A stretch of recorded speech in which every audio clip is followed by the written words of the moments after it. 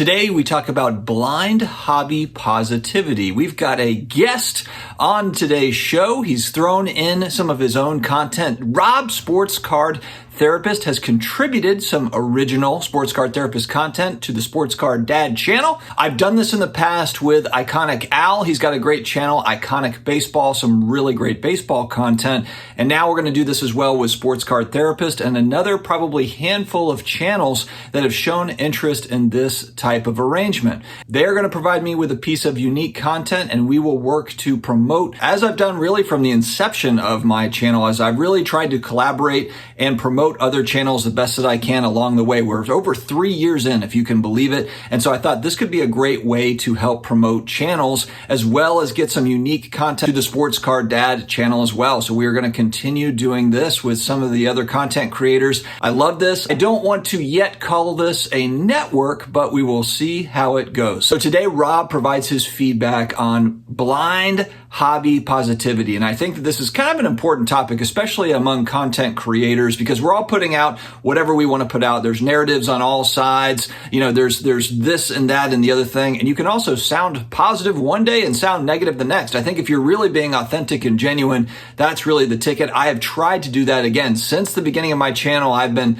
doing kind of both sides of this. I've gotten it from both sides where it's like, you're too positive, you're too negative. And that's how I really think that I'm doing it right, because I am hearing it from both sides. And you might be saying, well, Dustin, you have sponsors on this channel. Shouldn't you always be hobby positive? I don't think I would be doing my sponsors or my audience any sort of favors by just being completely hobby positive all the time. And they would say the same. You know, the companies that I'm partnered with, they just want me to be who I am and do what I do. And so that's what it is. Certainly no secret we are operating in an unregulated environment here, and there is a lot of shenanigans that goes on. And really, a lot of channels have stepped up to do that. There's no shortage of that sort of thing, and I think that that is good. So you are kind of getting, I feel like, a real full picture in today's content world. I don't think that it's ever been this robust in terms of, and I'm talking about sports card content, as far as different variety of content out there. You've got positive stuff, you've got negative stuff, you've got all the stuff in between, you've got collector focused, investor focused, all the different stuff. It's way different than it was if we're going back 3 years and then beyond when I started 4, 5, 10 years ago. It's evolved greatly on YouTube, and I think that we're in a really good place as far as overall hobby content goes. Before we get to Rob's take, I do have to thank today's video sponsor, DC Sports 87. These are the folks that I use when I'm trying to sell on eBay, but I don't really want to deal with all the shipping and the refunds and all the stuff that can come up from selling on eBay. I just shoot it off to DC Sports 87. They load it up and they get it all done for me. They have a live tracker on their website, so as auctions end and people pay, in real time I see what's owed to me. 1 business day turnaround as far as payouts go. So very efficient, easy process with DC Sports 87. Check them out. All right, Frank, that was your cue to go ahead and roll Rob, the sports card therapist, take on this. We went through it, we rehearsed it. Right, everyone. Thanks for tuning into the Sports Card Therapist, and a big shout out to Dustin, aka the Sports Card Dad, for posting this video up on his channel. Much love to Dustin and the brand that he's continuing to build. Just wanted to come on for a few minutes and share some thoughts. Don't forget, if you want to subscribe to my YouTube channel, just search Sports Card Therapist and hit that subscribe button, hit that notification bell. I go live quite often. I'm always posting random things. Same thing with the podcast. Definitely subscribe on Apple, Spotify, however it is that you listen to your podcast. But, I guess I just want to say it's been a very busy last few weeks in the hobby. And I usually don't pay attention to the hobby in terms of what's happening socially. I typically keep my head down, keep collecting, attending shows, cranking out collector-focused content, and trying to see the good in everyone and everything. And that's typically what I do in my everyday life. You know what I mean? I'm always kind of the optimist, I guess. But a phrase that I've been hearing come up recently is a phrase that has me thinking. It has me sit back and thinking. And it's the phrase blind hobby positivity. And the more I think about this phrase, the more conflicted I become, because in my everyday life, I do my very best to block out the BS and always try to focus on the good. Like I said before, I'm a habitual optimist who always looks at the glass half full rather than half empty. However, I do understand how that can be viewed as somewhat irresponsible, especially when you have a platform with listeners and watchers. And if I use my platform and to only talk about how great the hobby is, that could potentially lead people into the slaughter. And I'm not saying that the entire hobby is a slaughterhouse, because far and wide, I think the hobby is an incredible place. I think for the most part, at least in my opinion, it's probably like 80-20. 80 really good, really genuine. Everyone's on the up and up, but there's like that 20% that I think really just kind of taint the gene pool a little bit. And there's some BS that happens in the hobby that should definitely get called out by people. And I have to be honest, it might just be me. I might just be naive and operating with blinders on, but I was somewhat surprised and kind of pissed off when I heard about people making fake deals and faking content and filming these fake deals and potentially creating phony comps on cards that they own. That kind of stuff pisses me off, because I'm looking at it like there's so much good stuff and legit stuff that happens in the hobby. Why would you feel the need to create and manufacture fake content? There's more than enough real content to go around.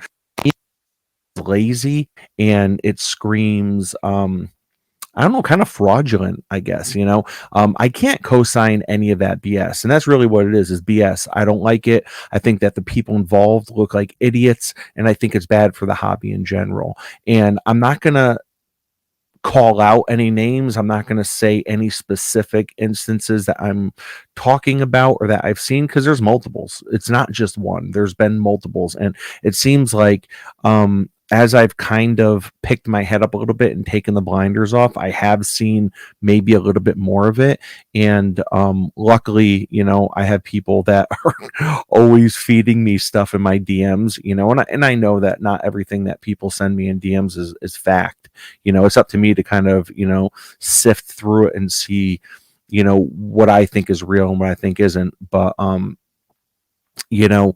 think the idea that people are creating fake comps on cards, right? That's the same thing as shilling, same thing as shill bidding. That pisses me off, because I'm sitting here putting my blood, sweat, and tears into the hobby, and I'm doing it 100%. And to think that people are taking shortcuts when, probably a good 90% of us are playing fair, that just doesn't sit right with me. But moving along, I'm absolutely loving what Fanatics has done with the Major League Baseball debut patch that's on the player's jersey. And for those of you that don't know, every single player on opening day will have a tiny patch, like the size of a quarter, on their sleeve that says MLB debut.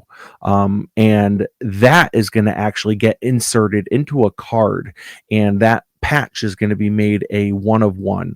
Can you believe that? How incredible is that? Think about what this means for the future of cards moving forward. Fanatics are obviously getting a jump start with baseball. So imagine what they're going to do with basketball and football and other sports. Can you imagine the next great quarterback, like the next Patrick Mahomes, his rookie year, or whoever the next great NBA player is? If those types of players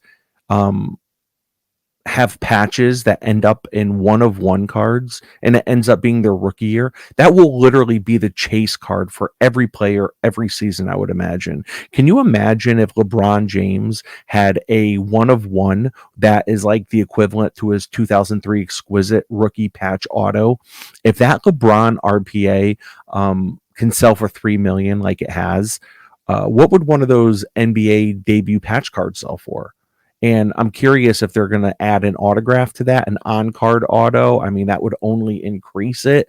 But I mean, say they did add a auto, right? That would make that card, in terms of a rookie, I mean, that could be a $10-15 million card. So I think that's awesome. Lastly, I guess I'll touch on the Beckett grading thing real quick, even though I know it's been talked about to death by people, and it's kind of old news at this point, but I think that the people running Beckett need to figure out what the heck that they're doing.